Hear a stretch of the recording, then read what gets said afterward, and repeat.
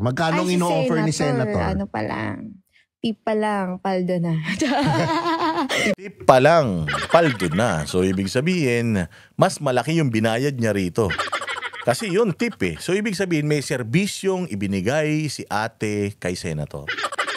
May serbisyong binigay si ate kay Senator. Kaya binigyan siya ng tip. At kung yung tip niya 300,000, magkano kaya yung bayad ni Senator dito kay ate para laruin yung kanyang bombilya?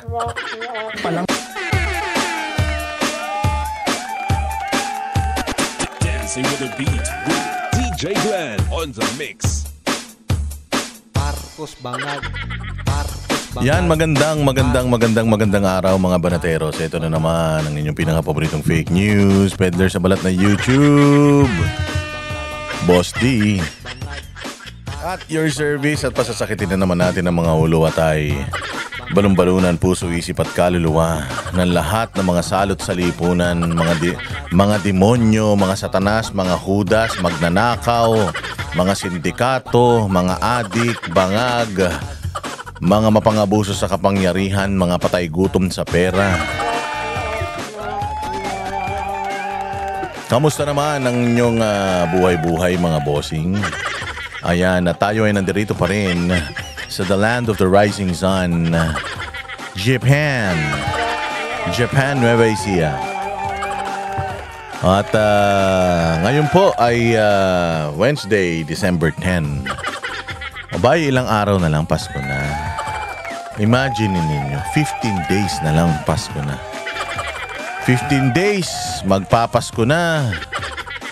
14 days, Noche Buena na. Ano na kayo, budget na kayo ng 500 pesos ninyo. Pero wag kayong mag-alala kasi 13 days na lang pamimigay na natin yung ating pandagdag lang naman sa pang Noche Buena ng ating mga kababayan sa Pilipinas. Currently, update ko lang kayo para at least alam nyo where we at na. Kasi currently, check natin yung laman ng aking GCash. Ayan. So, ano nangyari? Bakit wala na? Ayan na. So, before, ang laman ng GCash ko, 500 pesos. Kasi yung GCash ko, pinangkakapi ko lang man yan. So, ang laman ng GCash ko, 500. Ngayon, ang laman ng GCash natin ay, ayan, makikita ninyo sa inyong mga screen, 20,584. Ibig sabihin, may nagbigay na po na 20,000. So, meron ng 20 na mabibigyan tayo ng pang Noche Buena. Dagdag lang naman. 1,000 pesos na pang Noche Buena. Yung 500, dagdagan ko na din yan. I-round up na natin. Since 20,584 to gawin na natin 21,000. So may 21 na tayong bibigyan. Tapos, magpi-pledge pa ako. Magpi-pledge ako ng 30. Pledge ako ng 30 na katao. Magsishare tayo ng ating blessings. So magiging na siyang 51. 51 na so far yung ating mabibigyan ng 1,000 pesos. Nadagdag Noche Buena, dagdag lang ha. Huwag nyo nang ipasagot sa mga banateros lahat.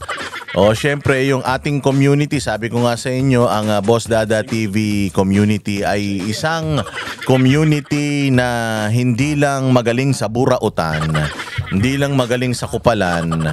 Tayo ay nagbabalik din ng ating konting biyaya mula sa Panginoon. Magbabalik tayo sa mga kababayan natin na nangangailangan. Kasi ako naniniwala, hindi lang dapat batikos ka ng batikos sa gobyerno, batikos ka ng batikos sa mga hindi magagandang nangyayari sa bayang Pilipinas.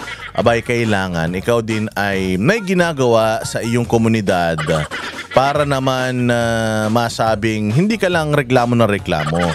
Meron ka ring ambag ng kaunti. Di ba? Kaya maraming salamat sa mga banateros na ang may isang banateros nagbigay 10K, si Ate Mayel 3,000, tapos may isang nagpadala ng 3,000, may nagpadala ng 1,000. So lahat yan transparent, papakita ko sa inyo. Sa 23 ilalagay ko dyan kasi wala pa ako sweldo eh. Pag may sweldo na ako, ilalagay ko yung part ng aking sweldo, yung 30,000 dito sa GCash. Papakita ko sa inyo kung magkano yung ating nakolekta plus yung ating pledge. Halimbawa, malay mo sa loob ng 13 days, makakolekta pa tayo ng another 50. Di ba? O kaya umabot tayo sa suma total kasama na yung ating pledge. Umabot tayo ng mga 100, diba? 100 na pamilya yung ating mapapasaya sa Pasko. Hindi lang yan individual ha, pamilya yan. Pamilya yan kasi syempre magno-Noche Buena ka para sa iyong pamilya. Kung may current na budget ka na, medyo tight, may current budget ka na 500, 1,000. Di ba madadagdagan ng another 1,000. So madadagdagan natin ng kahit papaano yung pagkain na pagsasalo-saluhan ng mga kababayan nating pinakamamahal dito sa Pilipinas. Di ba? Ang sarap-sarap ng pakiramdam nun. Masarap talaga sa pakiramdam yung tumulong. Masarap sa pakiramdam yung tumulong. Sabi nga nila, yung mga kayamanan na yan, pera na yan, dapat ginagamit natin sa kabutihan. Nasabi ko na nga yan dun sa nakaraan kong vlog na yan ang itinuro sa amin ni Pastor Apollo Kibuloy. Sabi, again hindi kami member ng Kingdom of Jesus Christ, pero ang itinuro sa amin ni Pastor Apollo Kibuloy is how to share your blessings. Kasi you are blessed now with material things. Blessed ka ngayon ng mga bagay-bagay. Tapos may mga tao sa paligid mo na salat naman sa maraming bagay. Kung may sobra naman doon sa blessing mo, enough naman na yung blessing mo, tapos may sobrang konti, yung sobra, i-share mo na sa kapwa mo.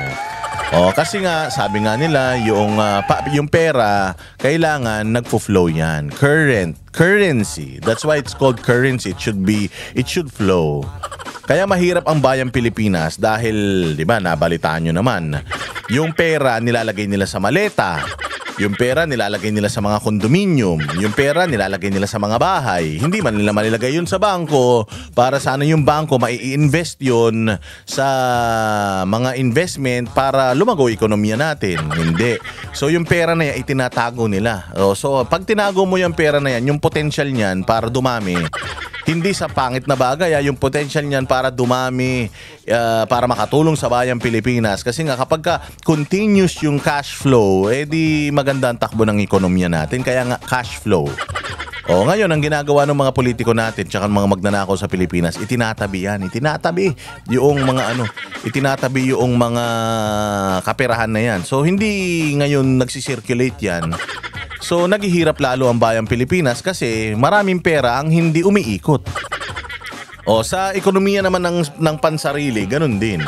Kung yung pera mo, iniipon mo lang, hindi mo ginagasta para sa makabuluhang mga bagay, yung potential ng pera na yan para makatulong, para umunlad ka, wala.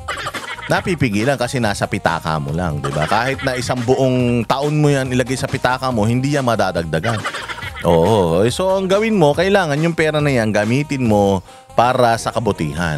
Tumulong ka sa kapwa mo, mag-spend ka sa sarili mo, wag sobra-sobra, tapos itulong mo yung iba sa kapwa mo. Alam mo, priceless kapag nakapagpasaya ka ng kapwa mo.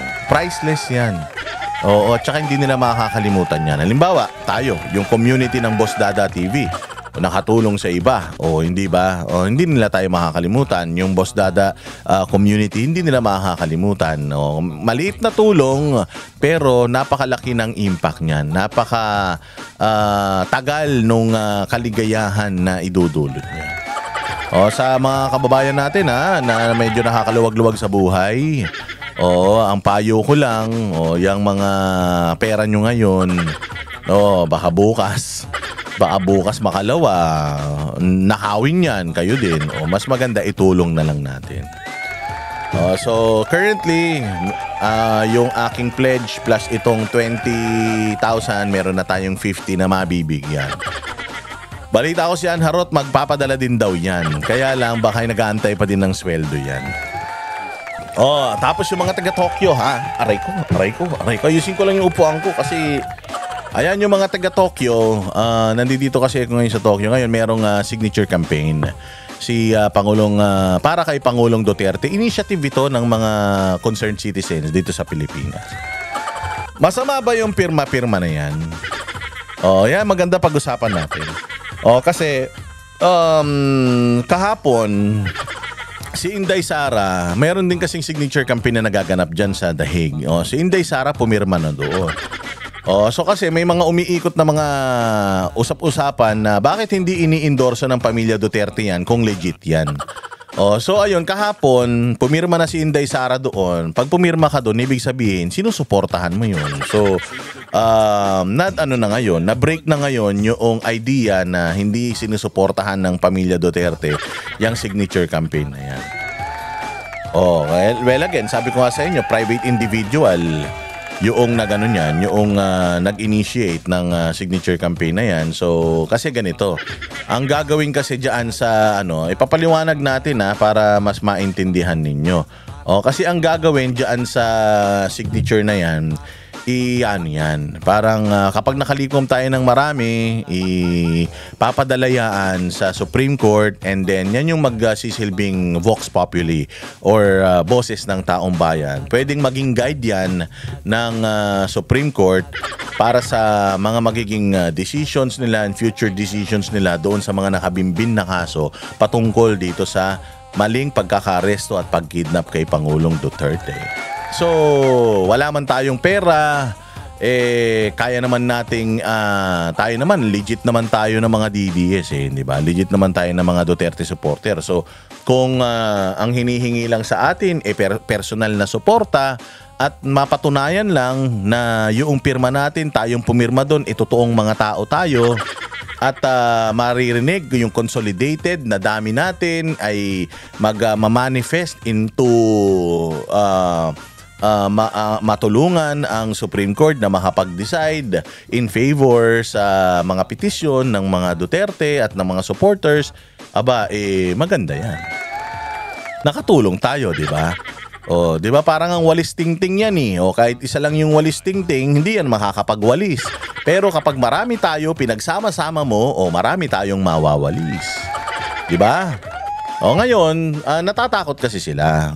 Kasi Data Privacy Act, meron daw tayong batas against sa paggamit ng ng mga pagbibigay ng mga information. Kasi tiningnan ko yung document. Yung document, ang nakalagay lang doon pangalan mo, ano yung ID na ipiniresinta mo para mapatunayan na ikaw ay Pilipino at totoong tao, tapos ilalagay mo yung ID number doon. Wala naman ako nakikitang address, o wala naman ako nakikitang ilalagay mo doon yung email address mo, maglalagay ka ng PIN code ng bangko mo, wala namang ganun. Ang hinihingi lang sa'yo, pangalan mo, tapos yung ID number, kung may passport ka, kung yun ang ipiniresinta mo, passport number. Sa mga taga dito sa OFW, syempre, ang government ID ng Pilipinas na ino-honor at ginagamit nila is yung passport nila kung Pilipino sila. So lalagay nila doon yung lalagay nila ID, passport, tapos passport number, and then pirma. That's it. Wala nang hinihingi. Ngayon natatakot yung iba, Data Privacy Act, baka daw magamit itong mga pangalan na ito, baka magamit sa mga pambubudol. Parang malabo naman kasi hindi naman siya inilalagay sa hindi naman siya electronic. Ang delikado kasi yung electronic, yung ilagay mo sa yung detalye mo sa website, tapos ibenta sa mga sa black site, sa mga black market, ibenta yung information mo, tapos pwede ka na nilang gamitin yung information mo para sa mga kabulastugan. Pero ito po kasi hindi. Signature lang ito, tapos ko-consolidate natin, ipapadala nyo mismo doon sa mga ang alam ko, ang pagpapadalan niyan dating staff din ni Pangulong Duterte, kasama yan sa kanyang kanyang security detail. So may ibibigay, papadala yan sa kanya, i-consolidate, and then ipapasa yan sa Supreme Court. Ganun yun, hindi naman siguro, tsaka yan, wala naman pilitan. Halimbawa, ikaw, ayaw mo, di wag, okay lang man yun. Halimbawa, ikaw, gusto mong tumulong, di tumulong ka, pumirma ka, pero kung walang pilitan yan, hindi yan yung kakatok sa bahay mo, tas parang census, hindi yan ganun. Pupunta sa isang lugar, tapos doon, pupunta ka, kung may time ka, kung wala ka naman time, okay lang din. Kung gusto mo sumuporta, okay lang din. Kung ayaw mo sumuporta, okay lang din. Wala namang problema, wala namang pilitan yan. Kaya nga hindi ko alam bakit may mga nagagalit. Ayaw nyo na nga makipag-cooperate, ayaw nyo na nga makipag-kasundo naninira pa kayo. Sabihin nyo na lang, kung ayaw nyo, di ayaw nyo, wag na kayong wag na kayong mag-aya ng mga tao para hindi sumuporta diyan. Because again, considered that it was VP Inday Sara signed it already. No, ibig sabihin, she's supporting it. Hindi nga lang vocally kasi nga kapag siya ang nag-endorso, meron kaming signature campaign para kay Pangulong Duterte.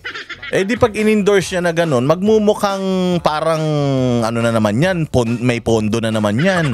Hindi ba? Kasi yun nga yung sinasabi ng ICC na yung ginagawang effort ng mga Pilipino, hindi sila naniniwala na organic yun. Imposible daw. Sabi nila, merong pera na umiikot dyan. So, ibig sabihin, etong mga Duterte, may impluensya pa sila. Kung si Inday nag-endorse yan, si Basti nag-endorse yan, si Pulong nag-endorse yan, di sana, di magiging mahahaluan ng kulay yan na lang nila yan, propaganda lang nila yan. Pero kapag ka ang nag-organize ay normal na tao,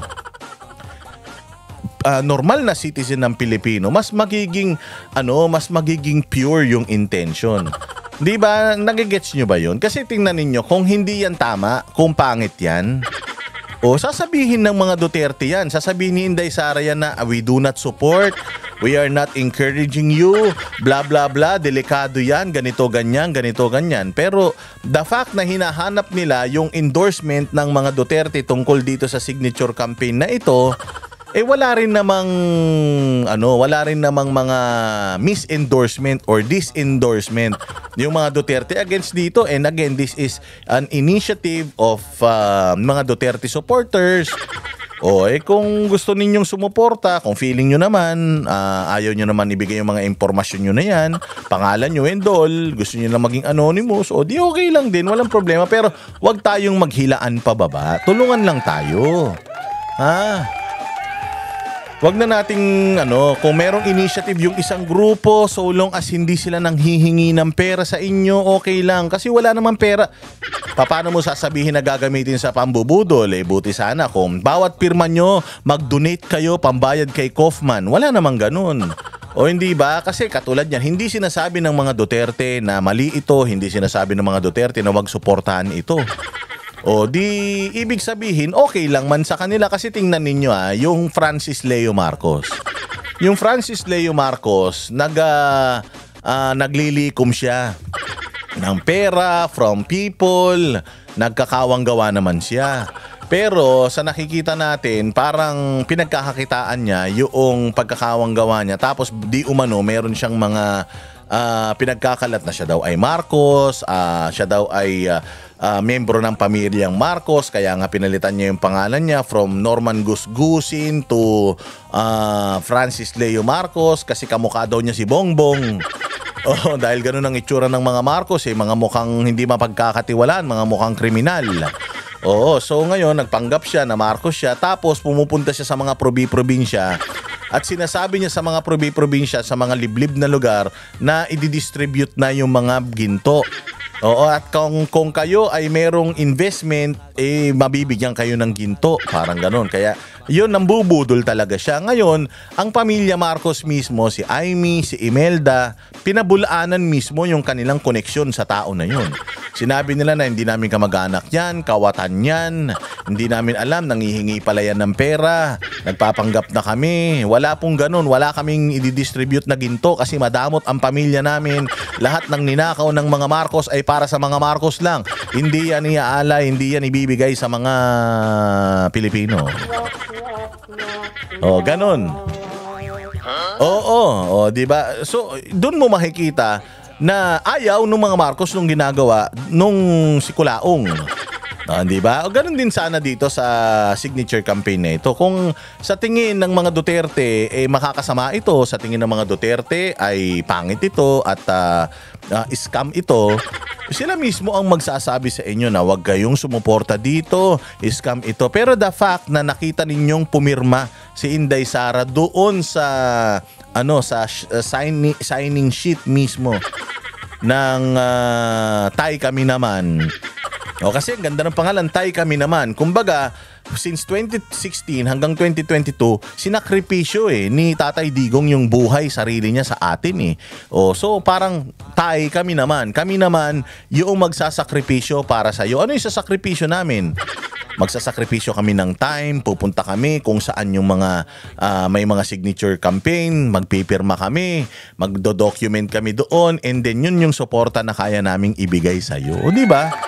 May perang involved, nangihingi ng pera yung mga nag-aano diyan, nagpapapirma. Hindi, kasi ako dito sa Tokyo, yun ang plano ko. Nagprint ako ng mga signing, yung mga documents na isa-sign. Nagprint din ako nung cover letter. Paliwanag yun kung bakit kinukuha yung pirma ninyo, saan gagamitin yun, nandoon sa paliwanag yun. Tapos, yung mga leaders ng mga Filipino community dito sa Japan, kung gusto nyo, para tulong natin kay Tatay Digong, bibigyan ko kayo ng sheet ng papel na yon, tapos kayo ang magpapirma sa mga kakilala nyo. Bawa, ikaw may kilala kang 5. O di magpapirma ka ng 5 doon, tapos yung isa may kilalang 10, yung isa may kilalang 20. Isang buwan naman ako dito sa Japan. So pagkatapos noon, makikita-kita tayo, kukunin natin yung mga dokumento na yon, or pwede nyong ipadala yun direkta doon sa tao na magko-consolidate niyan. Pwedeng sa akin, pwede ring idiretso yung sulat na yun, yung papel na yun doon sa dating aide ni Pangulong Duterte. Di ba? Wala mo masama doon. Ilalagay mo lang yung pangalan mo, ID number, at saka kung ano yung ID. Para lang proof na totoong tao ka. Kasi baka mamaya andali niyan maglalagay ako ng 1 milyong pangalan, mag-iimbento ako ng 1 milyong pirma. Hindi, at least ito makikita talaga na organic yung followings, organic yung nagtutulong-tulong para kay Pangulong Duterte. Napakaganda rin nito, napakaganda nito para sa ating lahat at para sa malaking tulong na rin ito. Ngayon, sabi nila, hindi naman mapapalaya si Pangulong Duterte ng ng pirma na yan. Maaring ganun, maaring hindi nga natin mapalaya si Pangulong Duterte. Pero imaginein mo, kung makalikom tayo ng maraming pirma, napakaganda nito para i-debunk yung sinasabi ng mainstream media na galit ang mga tao sa war on drugs ni Pangulong Duterte, galit ang mga tao kay Duterte. Di ba may papakita natin through our signature that we are supporting and supportive of the Dutertes, di ba? Gagamitin yan sa eleksyon. Paano gagamitin sa eleksyon niya? Hindi yan gagamitin sa eleksyon kasi hindi naman hindi naman ilalagay yan sa server ng Comelec. So hindi ko alam kung paano gagamitin yan sa scam. Again wala pong nanghihingi ng pera, walang nanghihingi ng donasyon. Pirma lang as a sign of support kay Pangulong Duterte. Yun lang yung hinihingi dito. And I hope na makipag-cooperate tayo. Instead na siraan natin yung kausa, mas mabuti makipag-cooperate na lang tayo. Or kung ayaw nyo naman makipag-cooperate, pwede naman na sigurong wag nyo na lang siraan yung kausa. Kasi again, kung pangit ito, sana mismong mga Duterte ang nagsasabi na pangit ito. Pero wala naman. Pumirma pa nga si Inday Sara and alam nyo ba na nakapirma na dyan si Baste? Alam nyo ba na nakapirma na din dyan si Pulong Duterte at sila kung sino-sino pang mga Duterte? Kasi nga, it's an initiative para maipakita lang ng mga Pilipino na mahal talaga natin si Pangulong Duterte, and we are real people. Hindi tayo katulad ng mga troll farm nila sa Facebook na walang mga mukha. Di ba? Kaya magtulungan na lang tayo. Okay ba yon? So ako, nandito ako ngayon sa Tokyo. Nagprint ako ng mga documents. Mag-message lang po kayo sa akin. Bibigyan ko kayo ng document. Bibigyan ko kayo ng instruction kung paanong gagawin. Tapos, pwede tayo magkita-kita ulit before akong bumalik ng Pilipinas para makonsolidate natin yung mga sign-up sheets na mga nakuha natin, and then dadalhin natin sa Pilipinas. Tapos, ako na magpapadala doon sa Davao, or pwedeng kayo naman diretso. Sige na, ako na magpapadala nito sa Davao, boss. Nasa akin naman na yung address nung pagpapadala, no? 'Di ba? Okay din 'yun. So kumbaga tulong-tulong tayo. Kasi syempre, katulad niyan, pasalamat tayo kay Anharot, kay Joey De Vibre, kanila Alvin, at kung sino-sino pang mga kanila Ma'am Jazz Egan. Magpasalamat tayo sa kanila kasi they're really going out of their way para lang dito. Punta sila sa ibang kung saan-saan lugar. Walang walang pondo ito. O talagang initiative lang. Si Joey, napakadelikado nun, ha. Yung uupo ka, tapos magtatayo ka ng table mo, alam mo naman, napakadelikado kapag ka Duterte-aligned vlogger ka. Pwede kang barilin anytime. Nasa public place pa naman si Joey. So, sobrang delikado niyan. Kaya grabe, sinasakripisyo din namin yung aming safety dito sa ginagawa namin na ito. And makikita nyo naman sipag-sipag talaga ng mga DDS. Walang pondo to, walang hinihinging pera dito. So I don't think this is gonna be used for scamming because galit nga tayo sa mga scammer tapos mangi-scam tayo, di ba? So nananawagan ako doon sa mga ayaw nito, yung kabilang grupo, nakalaban ng grupo nila Joey. Nananawagan ako na kung hindi nyo kayang sumuporta, siguro mas maganda, wag na lang tayong manghila pababa. Wag na lang tayong maging talangka na hinanghihila pababa. Pwede rin naman po kayong gumawa ng mga initiative ninyo kung sa tingin ninyo meron kayong may naisip na mas magandang paraan para itong inisyatibo na to may malamangan. Kung gusto nyo makipagkompetensya, makipagkompetensya na lang kayo in a positive way. Wag na kayong makipagkompetensya tapos hihilain yung hindi nyo naman gustong mga tao pababa. Kung ayaw nyo sa isa't isa, okay lang naman na maging ayaw nyo sa isa't isa. Wag na lang siguro kayong mag-away-away. So saya kapag we are together forever. Ayan, at syempre simulan na nga natin yung ating balita patungkol sa mga issues ng gobyerno natin. Kasi ito mga bossing, itong gobyerno natin ngayon ay pinag-iinitan na naman si Pulong Duterte. At sinasabi nga nila na, teka lang, nawala na naman yung Ayan, sinasabi nila na ito daw si Pulong ay mag-world tour daw. Dahil sa dami ng kanyang in-applyan na mga bansa na pupuntahan. Tingnan nga natin tong balitan to. Mukhang magwo-world tour si Davao City Representative Paolo Duterte matapos humiling ng mukhang magwo-world tour. So yun ang balita ng bilyonaryo. Again, kung titingnan nyo sinong may-ari ng bilyonaryo. Ang may-ari ng bilyonaryo at saka Abante Tanga, 'di ba? Abante Tanga iisa 'yan. Ang may-ari ng bilyonaryo, di umano. Kung hindi konektado kay Romualdez, dami ni Romualdez. At syempre, konektado rin ang bilyonaryo na ito sa ABS-CBN. Alam naman natin, medyo may pagkakaliwa yan. Kaya sinisita nila ngayon yung biyahe abroad ni Pulong Duterte. Sige. clearance sa Kamara para bumiyahe sa 17 bansa. 17 bansa. Mamaya, analyze natin kung saan ba yung mga bansa na yan. 17 bansa. Sa dokumentong nakalap ng politiko, kabilang sa kanyang trip, ang Hong Kong, China. Sa nakalap ng bilyonaryo na dokumento, magtataka ka. Sa dami-dami ng congressman na nagpapaalam ng holiday break, sa dami-dami ng mga kongresista na nagpapaalam kung magpunta kung saan-saan, ang napili nila na dokumento yung kay Paolo Duterte. Kasi nga, ibalita nyo to. Baka sakali, kapag ibinalita nyo to, makalimutan ng konti yung pagnanakaw ni Bongbong Marcos, ni Romualdez at saka ni Sandro Marcos. Sabihin nyo, gala ng gala yung mga Duterte. Diba? Bakit? Yung kay Pulong, meron silang kopya, yung iba wala. Sana ako maganda lang pag nag-report ako ng ganito, sana meron ding ibang kasama. Meron ding ibang mga congressman. Halimbawa, si congressman ganito naman, 10 bansa yung pupuntahan. Si congressman ganito, ganyan. Hindi si Pulong lang So talagang dito makikita mo, meron talaga silang cheap shot na demolition job against the Dutertes. Cheap shot, bakit? Bakit cheap shot? Unang-una sa lahat, yung mga bansang pupuntahan ni Pulong, mamaya ipapakita natin, magkakadikit yan. Magkakadikit yung mga bansa na yan. Meron kasi dito sa may Asia, yung tawag dyan, Tri-City. Tatlong bansa yan, pero pwede mong puntahan ng magtitrain ka lang. Andyan dyan yung Vietnam, andyan dyan yung Thailand, Cambodia. Magkakadikit yan Oo, yung ano na yan. So pwede mo yan ikutin na gamit minimal na transportation means lang. O siyempre dahil magkakaibang mga bansa na yan at kailangan alam ng kamera yung mga pupuntahan mo. O kailangan mo magpaalam na dadaan ako dito. Kumbaga itinerary yung ibinibigay mo for the duration ng iyong vacation na nire-request. Ito yung mga pupuntahan mo.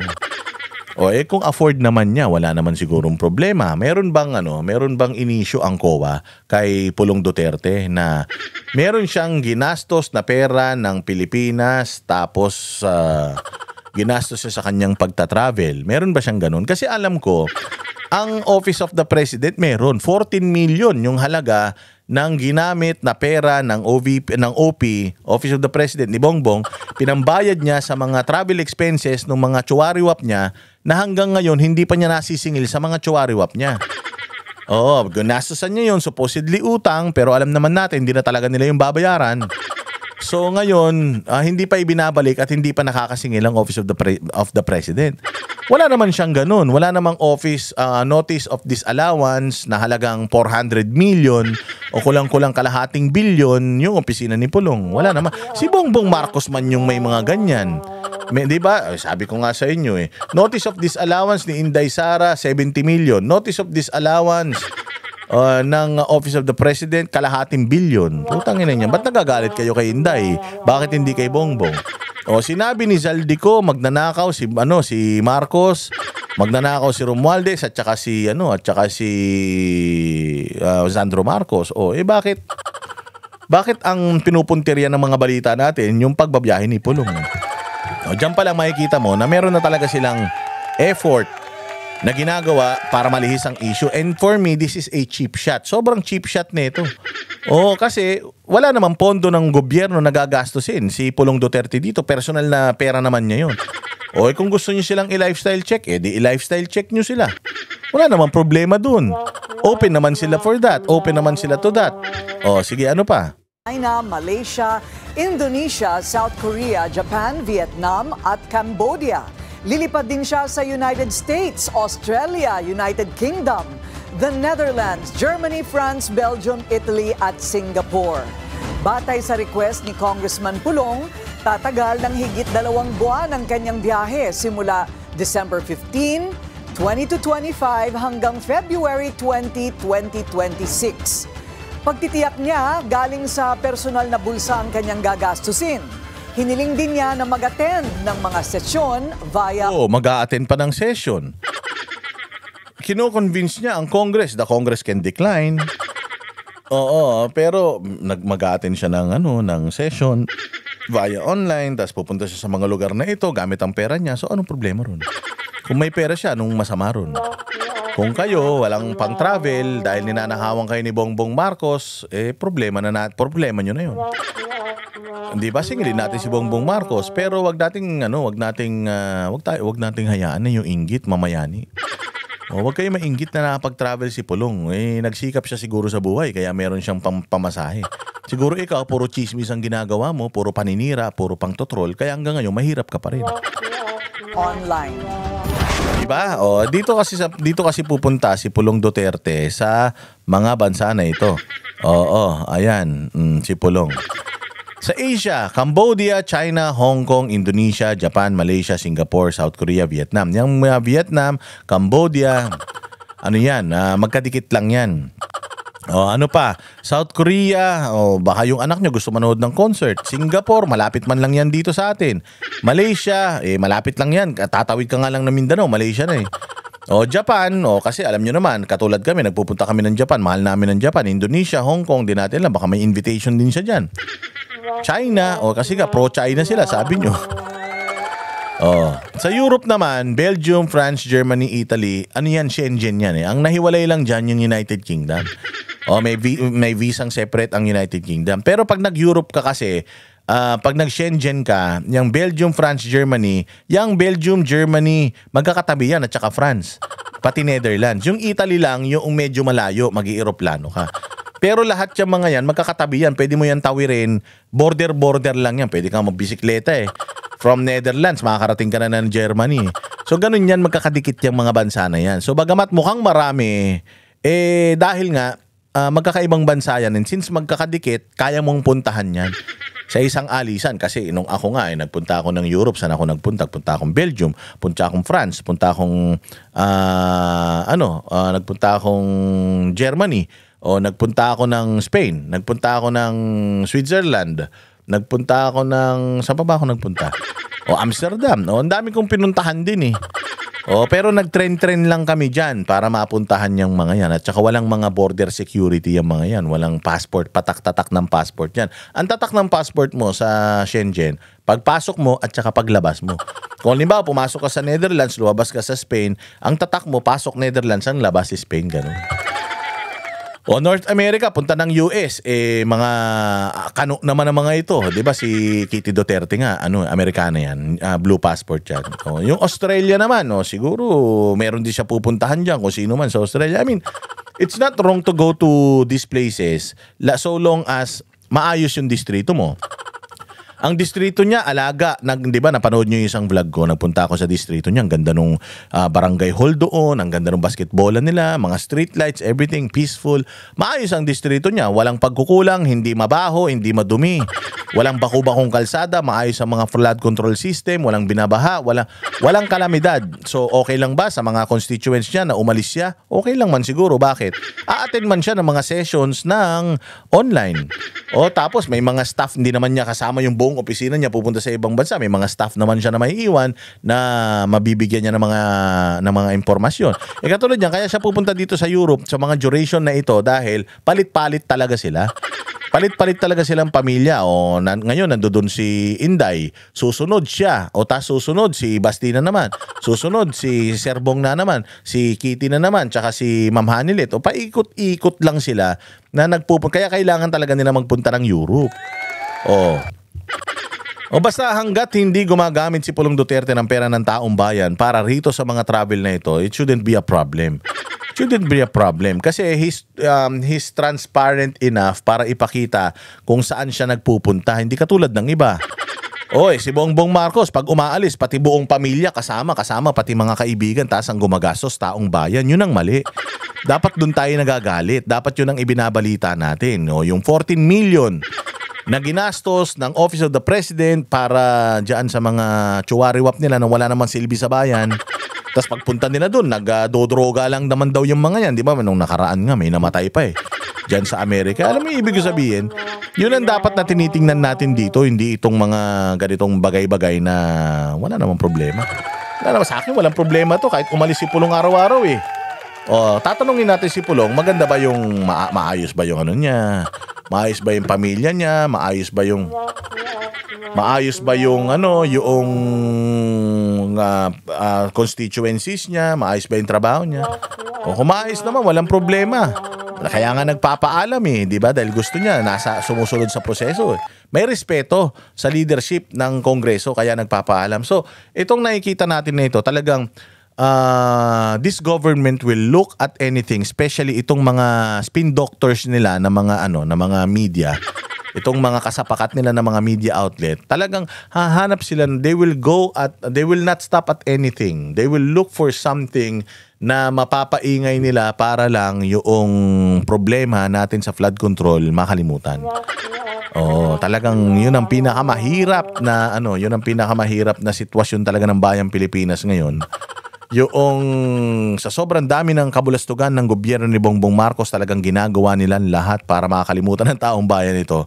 Kaya pati yung pangbababae ni Tulfo,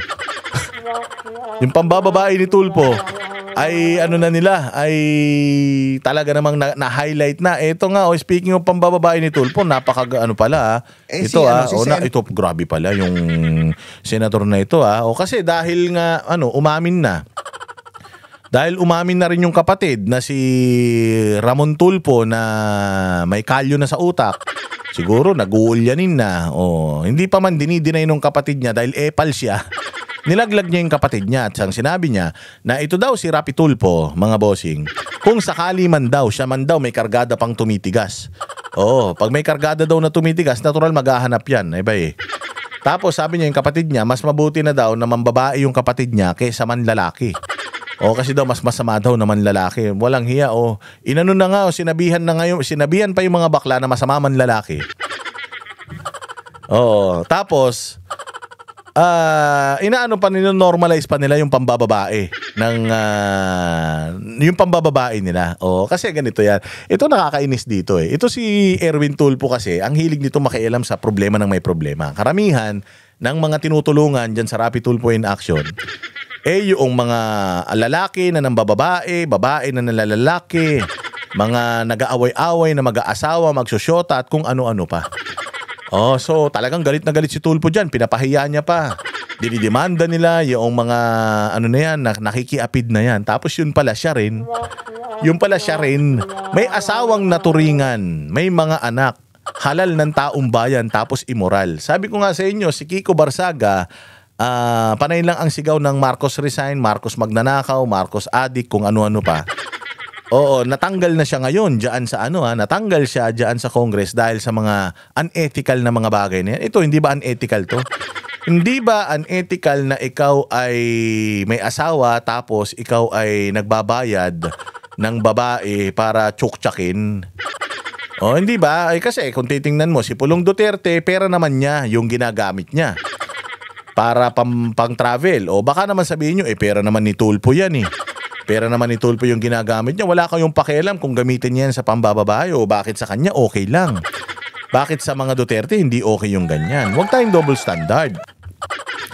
Hindi ba? Pakinggan natin tong na to. Na-delete na daw itong video na ito eh. Pina-delete. Pero dahil magaling ang mga balateros, ayan, may nag-edit pa at pakinggan nyo yung sasabihin ng babae. Senator, magkano ino-offer ni Senator? Ano pa lang. Tip pa lang, paldo na. Tip pa lang, paldo na. So, ibig sabihin, mas malaki yung binayad niya rito. Kasi yun, tip eh. So, ibig sabihin, may serbisyong ibinigay si ate kay Senator. May serbisyong binigay si ate kay Senator. Kaya binigyan siya ng tip. At kung yung tip niya, 300,000, magkano kaya yung bayad ni Senator dito kay ate para laruin yung kanyang bombilya? Palang paldo na. Tip pa lang, paldo na. Magkano mag-tip si Senator? Abot ng 250 to 300. 250 to 300. Aabot ng 250 to 300. Ibig sabihin, hindi lang isang beses nangyari. Ibig sabihin, baka merong unang encounter, 200. Pangalawang encounter, 250. Pangatlong encounter, 300. Baka yun yung pinakamalaki. Pero, 200 to 350. 250 to 300,000. Laki so imagine, no? Sa tip pa lang, kung mga ilang beses na, baka gumastos na ng 1,000,000. Magkano kaya ang ginastos dun sa aktual na paglalaro ng apoy? Yari tayo dyan. And then, wala pang nangyayari to. Wala pa po. Ganun ang Senator. Wala pang nangyayari yun sinabi ni babae. Wala pang nangyayari. So ibig sabihin, may mangyayari. May nangyayari. Kasi wala pang nangyayari, nagkakabayaran na ng ganyan, di may nangyayari. Hindi lang natanong dito kung magkano binabayad pag may nangyayari. Pero sabi, wala pa nangyayari yun. Wala pa. Tip lang yun. Pag may nangyari, galante. Grabe no, Opo. Napaka-generous pala nila kasi galing sa tax. Oo nga mga galing sa tax. Si Ako, yun na nga, baka galing sa tax, di ba? Yun ang problema. Halal ka ng tao. Okay lang yan, magmanyakol ka kung gusto mo. Gusto mo mangkalikot ka ng mga butas ng may butas, okay lang man yan siguro kung hindi ka politiko. Pero kung binoto ka ng taong bayan, tiwala ng taong bayan, yung ginamit mo para yung ginamit para makaupo ka dyan, tapos putang ina, manyakis ka pala. May asawa ka na, nakikiapid ka pa. Nasa 10 utos ng Diyos yan bawal yan, masama yan. Hindi ko alam kung pang ilan yan sa utos ng Diyos, pero kasama yan sa utos ng Diyos. Grabe, Diyos nga, hindi nyo masunod, taong bayan pa kaya. Sama yan diretso. Ay, nako. Okay. Tapos, ito question ko ngayon. Yung mga minention mo sa aking mayor or senator, Yes. nakita mo nag-hearing sa Senado. Nandun ba sila sa listahan na to? Wala siya. Wala. Wala siya. Wala sa listahan. Wala siya. Nandun sa hearing, yung mga nag-offer? Nandun. Nandun? Oo, nandun syempre. Nako, okay. Ito na lang, final. Yung nandun sa hearing na senator, bigyan mo ko initials lang. Pwede ba yun? Oo, initials lang. First name, last name. First name, last name. Hala, sobrang dali kasi. Sige lang. Initials. Initials. Gitna na lang. Initials. Okay lang. Ano siya? May Y. Y? Tapos ano yung last name? Hala, ang hirap na ito. Kinakabahan Hindi, first ako. letter ng first name. O, sige. First letter. First name. R. R. Oh, may first letter, may R. Tapos may Y. Sa first name, R, tapos may Y. Uy, kayo na bahala mag-isip. Sabi ko nga sa inyo, madali naman talagang isipin kung sino yan. Pero, sobrang, naman to? Sobrang obvious naman nito. Tsaka, ang nakakatawa nga kasi, nilaglag na siya ng kapatid niya Nilaglag na siya ng kapatid niya. Yung kuya niya mismo, nagpapatunay na itong senador na to, malibog talaga. Makati pa sa higad. Ito, hindi naman taga Makati to. Taga Quezon City. Pero mas Makati pa sa Makati. Last name. Hala, wag na. First letter ng last name. First letter ng last. Sige. Wag first letter. Last letter ng last Last name. letter. Ang first name, di ba? Opo. Last letter ng last name. F na lang. Ha? F. Last letter daw F Akala natin last letter F. Ang hirap ng F. Last letter, walang senador na may last letter na F. Pero babaguhin niya. F ang last name. Opo. Yun ang last letter, yung elf? Hindi. Second pangalan. Second to the last yung F.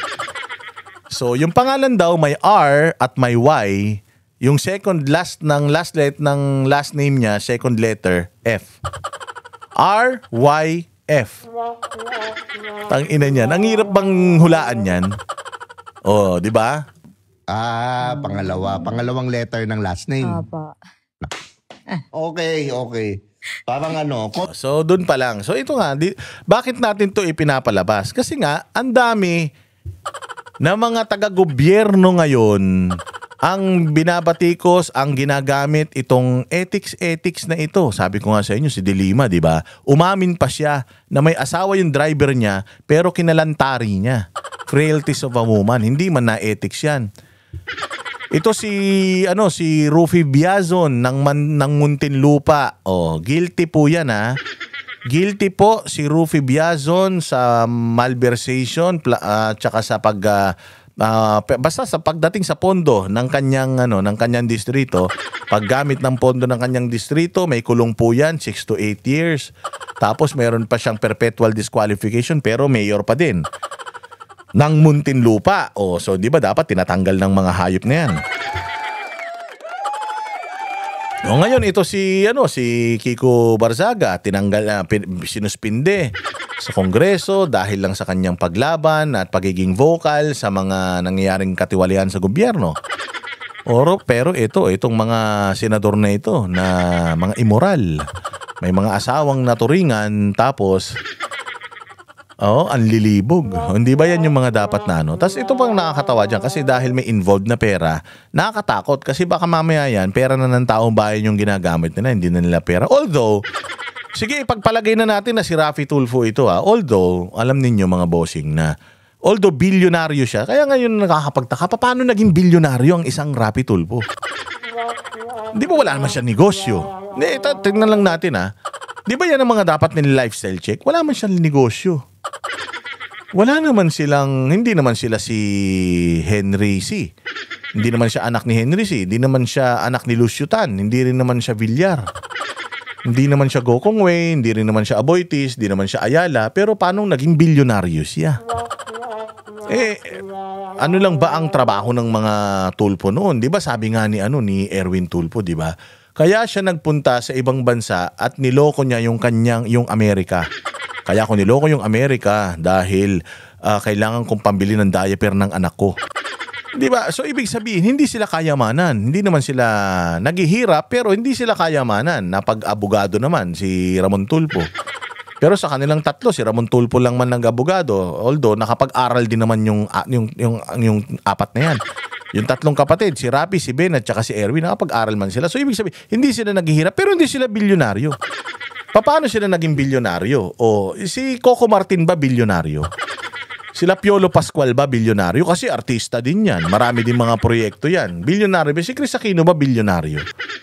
O, hindi ako sure kung naging bilyonaryo sila na naging showbiz sila. Pero ito mga to, mga bida to sa pelikula. Sila Philip Salvador. Bilyonaryo ba si Philip Salvador? Hindi naman yata. Paano naging bilyonaryo si Rapi Tulfo? Meron lang naman siyang iisang show sa TV5, yung Rapi Tulfo in Action. O, paano? Sabihin na natin sa YouTube, yung kanyang YouTube kasi sobrang lakas sa Pilipinas yata siya ang pinaka malakas kumita na YouTuber. Siguro sabihin na natin at 10 million per month yung kanyang kinikita sa YouTube. With all the people na binabayaran niya sa production niya, hindi ba? So I don't think na magiging bilyonaryo ka. Unless talaga meron ka talagang napakalaking investment, meron kang mga negosyo, di natin alam. Pero billions? Naging bilyonaryo ka sa loob lang ng ilang taon? Di ba nakakapagtaka yan? Di ba yan ang dapat na nila lifestyle check? O sabihin natin mayaman yung asawa niya. Yung asawa niya, ano bang apelyido? I mean, gaano ba kayaman yun? Lusyutan ba yun? Henry C. ba yun? Bilyar ba yun? Nakakapagtaka lang. Oo. So ito yung mga dapat na iniimbestigahan natin. Grabe, no? Grabe talaga. Grabe. Nako po, nakakapagtaka talaga itong mga nangyayari sa bayang Pilipinas. So ito yung mga issues ngayon na kinakaharap natin na putang ina nakakatawa talaga. Pero may mas nakakatawa pa. Ang mas may nakakatawa ito mga bossing. Ang unemployment rate natin ay tumaas. Ibig sabihin 2.54 million, ha? Ayan, from 196 in September naging 2.54 million yung itinaas ng September. 1.97 million noong October 2024. So, ibig sabihin, mas maraming mga Pilipino ngayon ang walang trabaho. Kaya siguro, yung iba pumapasok na sa mga sex trade. At baka sakali mabigyan ng tip ng mga senador. Ganyan. Pero malaking problema ito mga Pilipino. Kasi, napakayabang ng administrasyon na ito na sinasabi nila maganda ginagawa nila sa bayang Pilipinas, sinasabi nila maayos ang ekonomiya, pero nakita ninyo pababa yung employment rate natin at pataas ng pataas yung mga walang trabaho sa Pilipinas. Diyos mio. Akala ko ba maganda ang ekonomiya tapos walang trabaho yung mga tao sa Pilipinas? Ano ba talaga? Paano ngayon iti-twist ni Claire Castro ito at paano ngayon pasisinungalingan ni Bongbong ito? Palagay ko hindi alam ni Bongbong to. Pero kung sakali man alam niya to, matigas ang mukha nun, walang pakialam yun. Kahit naghihirap ng mga Pilipino, sasabihin pa rin ng mga Marcos magnanakaw na yan na maayos ang Pilipinas. Pero dito makikita, coming from GMA News, na yung ages 15 and above na mga Pilipino ay walang trabaho. Karamihan or tumaas ang porsyento ng walang trabaho sa Pilipinas. Diyos ko, tangin na kasi. Puro magdanakaw yung mga nasa Pilipinas Kaya ganyan So dito makikita mo talagang palubog tayo. And natatandaan ninyo si Bongbong Marcos nung unang 2 taon niya, walang ginawa yan kundi magbiyahe ng magbiyahe. Kada biyahe niyan sinasabi niya may investor siya, may investment. Meron daw siyang nahikayat na mga mag-i-invest sa Pilipinas. Pero makikita mo, tumataas yung unemployment rate natin. So ibig sabihin, budol. Yung sinasabi niya, mga pangako sa kanya na investment, wala nga. Pulbos. Di ba? So yan ang unemployment rate natin. At hindi ka ba naman mabibwisit? Paano? Napakademonyo ng mga politiko sa Pilipinas. Di ba? Pinapasole ng PhilHealth yung 60 billion. Pinapasole. Ngayon, nagastos na kasi yun Kaya ngayon yung sinasabi natin na ginigisa tayo sa sarili nating mantika. Mabilis daw maibabalik, sabi nitong putang inang garin na ito, mabilis daw maibabalik yung pera na ninakaw sa PhilHealth Kung kukunin daw sa 2026 budget, imaginein mo. Kinuha nila, nilagay nila sa mga palpak na flood control projects yung mga pera. Tapos ngayon, kukunin sa taong bayan yung pangbayad. Sinisingil ng Supreme Court ang gobyerno ni Bongbong Marcos na isole yung pera ng PhilHealth. Tapos ang plano nitong mambabatas na ito, si Deng Bakshakwin, itong hudas hayop na ito na sigurado ko sinusunog ang kaluluwa nito sa impyerno dahil sa daming namatay na bata doon sa itinurok niyang gamot na putyang ina, ayaw nila mag-expire kaya itinurok na lang nila sa mga bata at ang daming namatay dahil dyan sa bakuna nito ni Garin nung panahon ni Pinoy ha. Deng Baksha yun mga bossing, ang daming namatay doon. O ngayon, ang panukala niya, ang tao ang magbayad doon sa inumit na 60 billion ng PhilHealth. Imagine nyo, kinakaltas na to sa sweldo natin buwan-buwan tong PhilHealth. Kinuha nila. Tapos ngayon, kakaltasan pa rin tayo sa PhilHealth. Tapos kukunin pa nila sa buwis ng taong bayan yung 60 billion para ipang-cover dito. Yung 60 billion na yan, di ba sinabi ko nga sa inyo, magkano yung tulay? Magkano yung tulay na ginawa sa Bukana Bridge? Yung Bukana Bridge, 3.5 billion. 3.5 billion. Ilang tulay sana magagawa nito? Imagine mo, imbis na mapunta yung pera na yan sa serbisyo, mapupunta sa buno ng utang ng putang inang administrasyon ni Bongbong Marcos na magnanakaw. Dapat talaga mapakulong to mga pukin ng ina nito eh. Sobra-sobra ang kahayupan na ginagawa sa Pilipinas nito eh. Di ba sinabi ko na yan sa inyo? Pinagmalaki ni Bongbong yan eh. Isosole natin yung 60 billion pesos. Meron tayong savings. Imagine, pinagtawanan pa nga ni Inday yan. Paano ka magkakaroon ng savings? Deficit ka. Naisoli na ba ni Bongbong Marcos yun? Simula nung ipinangako niya yun? Hindi pa. Anong plano nila? Yung budget sa 2026, yung pera natin dyan, kukunin natin yung 60 billion, babayaran natin to. Kanino bang pera yung budget sa 2026? Di ba sa atin? Bakit hindi sila ang magbayad? Sila naman ang nagnakaw niyan. Bakit kailangan ipasan na naman nila sa balikat ng mga Pilipino na magkandakuba na nga, babayaran pa natin yung mga corruption nila? Sobra-sobra talaga. Kaya po ewan ko itong mga taga Iloilo, bakit binoboto nyo ito si Garin? Ang ina, ito sindikato ito.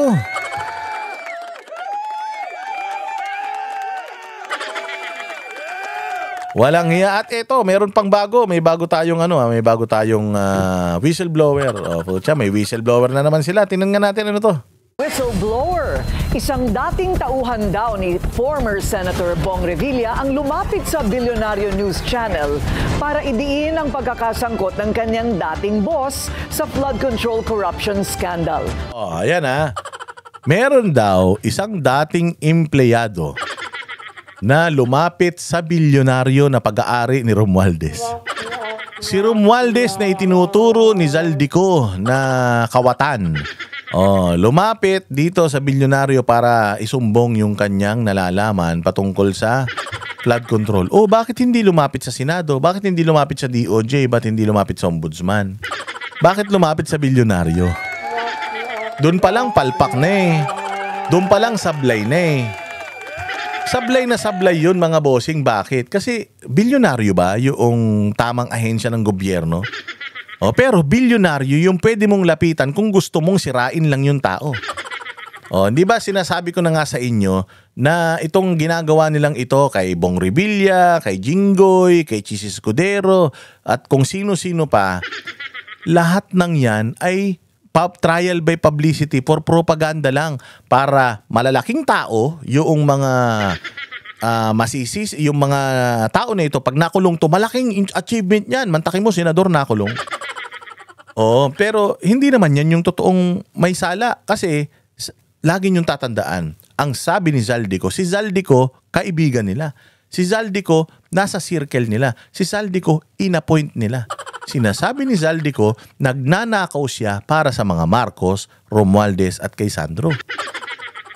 Ginagawa niya lahat yung kabulastugan dahil utos sa kanya nitong mga amo niya. Walang Bong Revilla na nabanggit dyan. Walang Chis Escudero na nabanggit dyan. Walang nabanggit dyan na Jinggoy Estrada. Walang nabanggit na ibang pangalan kung hindi itong mga ito. Bakit ang tinatrabaho natin, etong mga senador, na mga sikat. Kasi nga, kapag ka sikat, syempre, malaking issue yan. Maingay yan. Pag-uusapan yan. Tapos, ang masaklap pa dito, dati na silang nakulong sa gawa-gawang kaso lang din. O, nabunungan nila yun at napawalang sala nga sila. So, ibig sabihin, hindi sila magnanakaw. Tapos ngayon, sasabihin, magnanakaw sila. Ang nakakatawa, yung style. Merong whistleblower, lumapit sa media. Tapos yung whistleblower ayaw magpakita ng muka. Nagpakilala siya na dating tauhan pero ayaw niyang magpakita ng muka. So, ibig sabihin, tatarantaduan na naman ito. Galawang Risa Ontiveros na naman to. Galawang Boying Rimulya na naman ito. Bakit mo sinabi? Di ba si Boying Rimulya ganyan din? Kay Bantag, whistleblower. Kay Tebes, whistleblower. Lahat whistleblower. Si Risa Ontiveros, kay Pastor Kibuloy, whistleblower. Puro whistleblower. Kasi nga, importante sa kanila yung optics. Importante sa kanila mapag-usapan sa media. Importante, sumabog sa media. O kita mo, nakaraan lang. Yung ICI na walang silbi. Kinlir si Cheese Escudero. Kinlir si Binay. Kinlir si Villar. Kinlir si Grace po. Kinlir sila. O, sira na yung pagkatao ni Cheese at nitong mga senador na ito. Bakit? Kasi lumabas na sa balita na magnanakaw sila. Ang tawag na nga sa kanila ng mga Pilipino, magnanakaw Kasi ganyan nga ginagamit ang media para para baguhin ang utak ng mga Pilipino. Kung gusto mo na masira ang reputasyon ng isang tao, magsabi ka ng kasinungalingan sa mainstream, i-echo ng mainstream yan, sira na agad yung tao. Pagdating sa dulo, maa-acquit yung tao. Pagdating sa dulo, wala nang kasalanan yung tao. Ibabalita ba yan nung media na nanira sa kanya? Hindi. Yung masasamang balita tungkol sa mga senador na ito will stay there forever. Pero itong mga papawalang sala sa kanila, hindi yan ibabalita. Ganyan din kay Senator Bong Revilla. Itong mga whistleblower na ito, putyang inang yan. Sabi ko nga sa inyo, si Bong Revilla, taga Cavite. Ang ating politiko ng mga ng mga Caviteño yan. Ang mga Revilla family. Ang Rimulya naman, mga politiko din ng pamilya niyan sa Cavite din.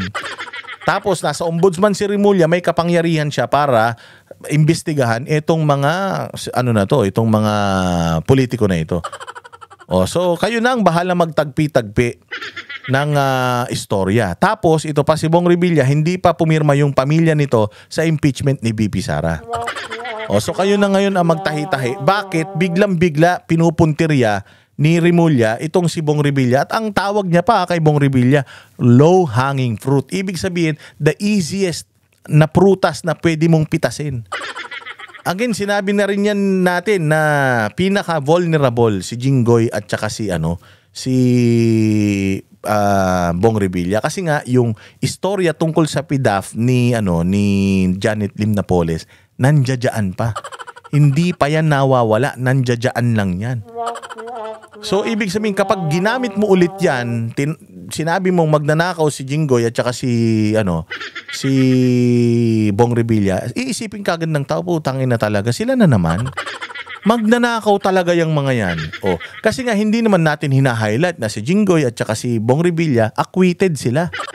Napawalang sala sila, so hindi sila magnanakaw. Tapos ang iniisip ng tao ngayon, sila na naman, nagnakaw na naman. So, alam mo yun, hindi natin kinokorek yung isip ng tao na hindi sila nagnakaw na naman. Ipinakukulong na naman sila dahil easy target sila.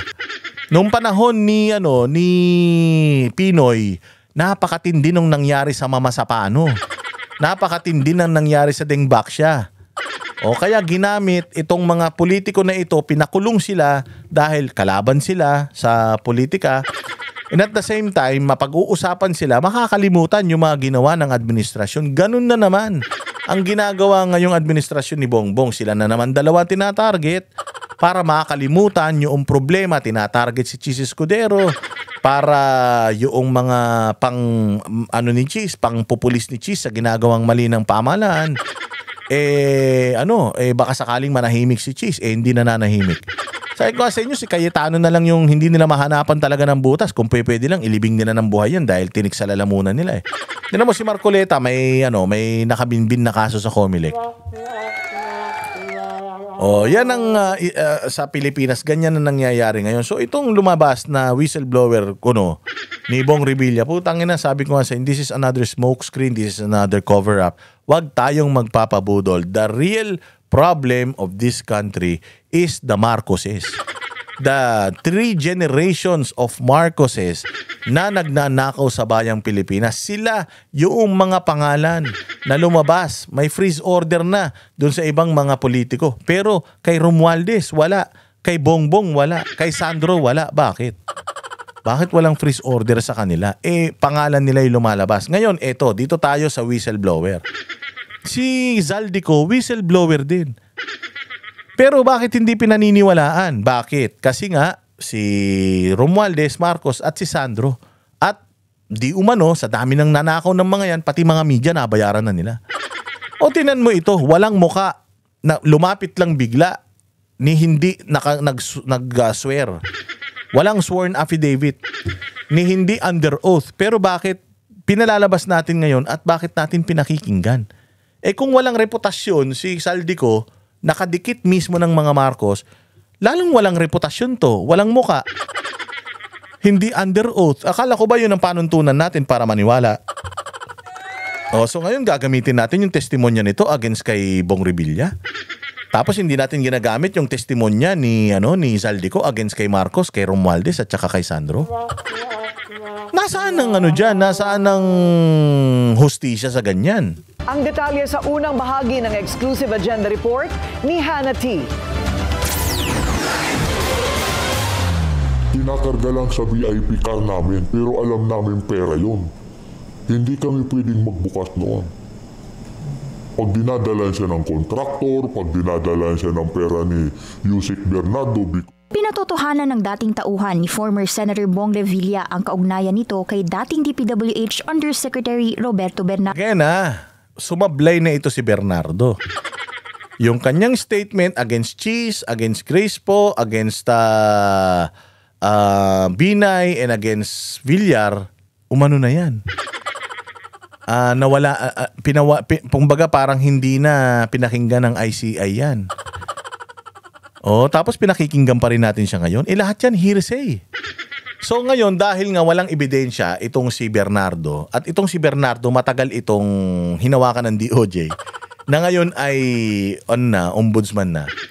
Dahil hindi magfa-fly itong testimonya lang ni Bernardo, kaya gagamit sila ng whistleblower na patututuhanan yung sinasabi ni Bernardo.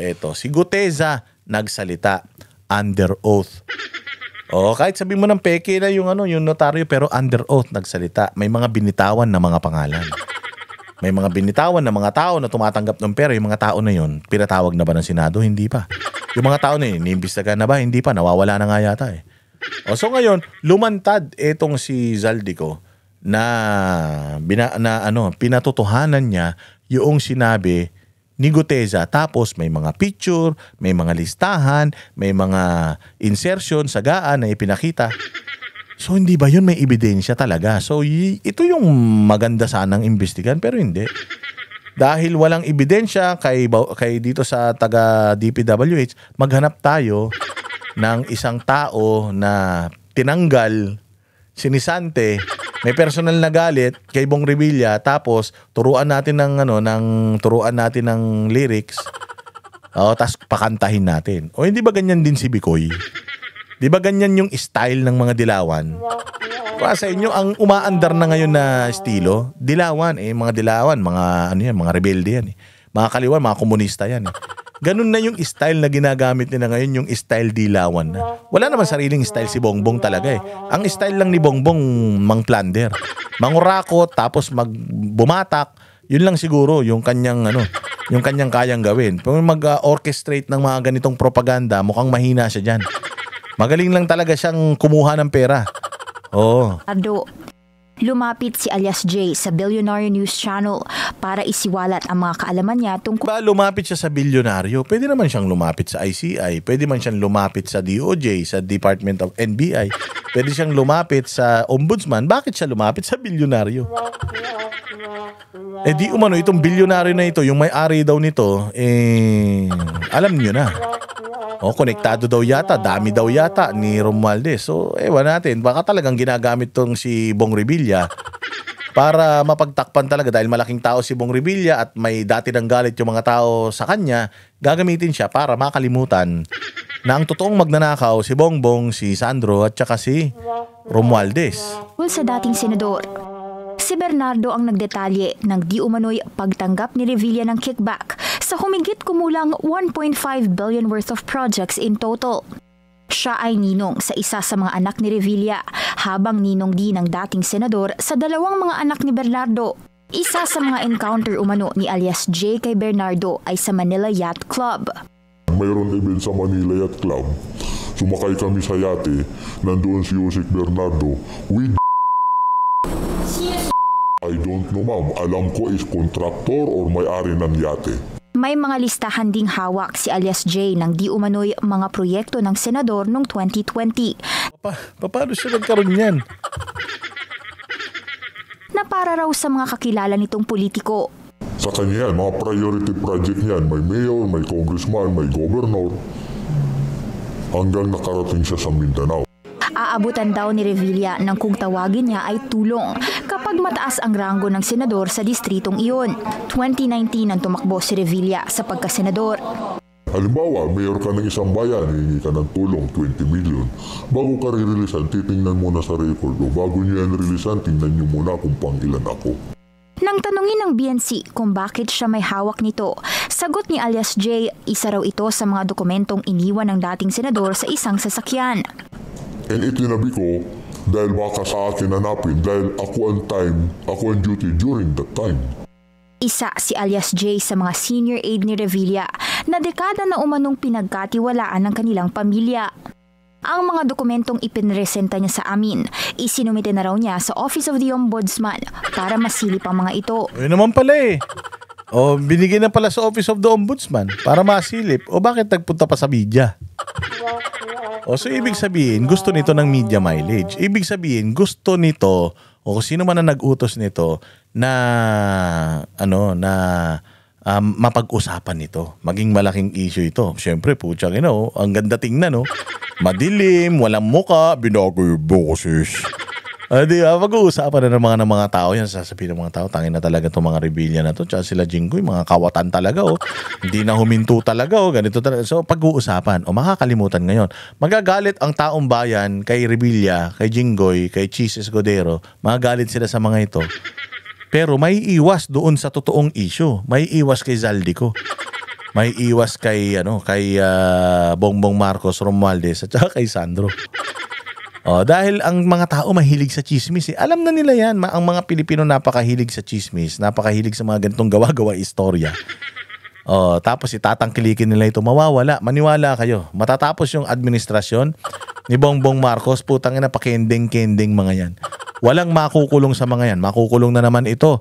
Si ginagamit na naman ni Boying yung kanyang kapangyarihan para makulong. Etong mga fall guy ang tawag ko dito eh. Gagamit sila ng fall guy para talagang yung mga totoong culprit magnanakaw sa Pilipinas. Wala. Tingnan nyo, dito palang kalokohan na eh. Naiwan kasi baka sa akin hanapin. Matagal na kaming pinagkatiwalaan. Putang ina, kung pinagkakatiwalaan ka, totoo yung sinasabi mo, bakit mo siya tinatabla? Kung pinagkatiwalaan ka pala nila. So, ibig sabihin, kung nagsinungaling ka nga sa mga nagtitiwala sa'yo, paano maniniwala sa'yo yung tao na totoo yung sinasabi mo, sinungaling ka? Hindi ka naman pala mapagkakatiwalaan. Bakit ka pagkakatiwalaan? Tinrider mo nga sila Revilla na kung totoong ang tagal mo na sa kanila, ibig sabihin, binuhay na nila yung pamilya mo. Diba? Baka napag-aral na nila yung mga anak mo, yung sa sweldo na nakukuha mo sa kanila, baka marami ng magandang nangyari sa buhay mo tapos tinabla mo pa rin sila. Di ako naniniwala rito. Katarantaduhan nito, tanga na lang ang maniniwala sa style na ganito ni Boying at saka sa style ni Ontiveros na ganito. Mga ganito, hindi ko sinasabi si Ontiveros ang may gawa nito, pero yung mga ganito gawang style niya ng mga ganyan, bikoy. Diba? Yung biglang magpapalabas ng tao. Tignan mo, meron lang siyang isang papel na hawak. Isang papel na hawak na may mga number, tapos sinabi lang niya yung istorya. Ano yung istorya? Tutulong siya kunyari sa isang probinsya, titignan niya kung nanalo ba siya doon. Pag nanalo siya doon, tutulong siya. Pero pag hindi siya tutulong. Inang yan. May mga ganun lang siyang istorya, mukha ng totoo. Sabi ko sa inyo, patay ito. Wala ito, hindi na to uubra. Hanggat hindi mo kayang magpakita ng totoong mukha mo, hindi mo kayang sumumpa under oath, at hindi ka umattend sa mga hearings ng Kongreso at Senado, wala ito. Wala ito. And the fact na lumapit na pala siya, sabi nga niya, lumapit na ako sa ombudsman, binigay ko na ito. Ba't lumapit ka pa sa media? Unless inutusan siya ng ombudsman na pumunta ka sa media, bilis, paingayin natin yan. Oo, kami nang bahala sa'yo. Baka ganun ha, hindi ko sinasabing ganun. Pero pwedeng ganun. Kasi style bulok na yan eh. Ang tagal na nitong ginagawa sa Pilipinas. Ang tagal na nitong ginagawa sa mga sinisiraan nilang kalaban nila sa politika. Di ba? Oo, kung maniniwala kayo rito, ubod na kayo ng tanga. Ayan na nga. Yan lang masasabi natin. At maraming salamat mga barateros sa inyong walang sawang suporta. Again ha, mag-message lang po kayo sa akin kung meron po kayong kailangan. Maraming salamat po sa inyong pagtangkilik. Mabuhay kayo. Kita-kits po tayo ulit sa susunod na vlog. Kami ang boses ng masa, hindi natatakot. Katotohanan lang, di kami nalulunod. Walang bahid ng sismis, lahat ay totoo.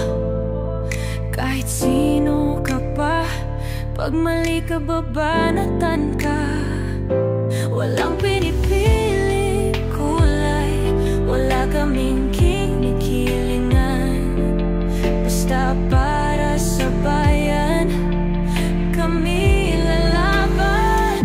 Pagdama palakpakan, pag mali banatan. Di matitinag, di matatakot, para sa bayan tuloy ang sigaw. Sa harap ng kamera, walang halong takot.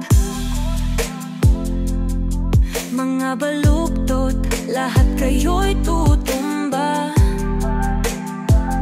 Ang hustisya at totoo, yun lang ang mahalaga. Kahit sinong harang, di kami matitinag. Walang pinipiling kulay, wala kaming kinikilingan.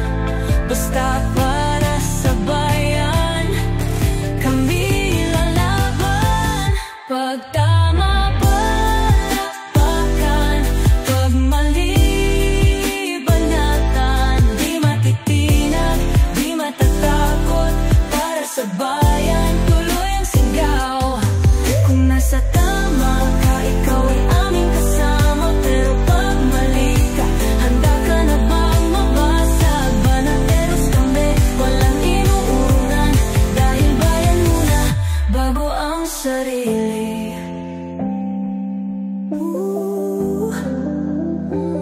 Bago ang sarili.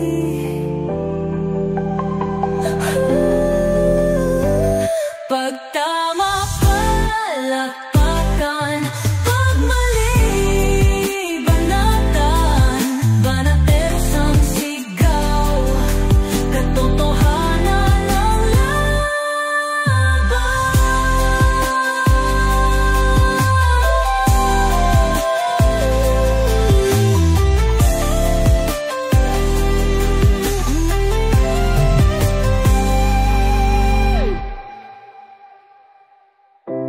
Sa harap ng kamera, walang halong takot.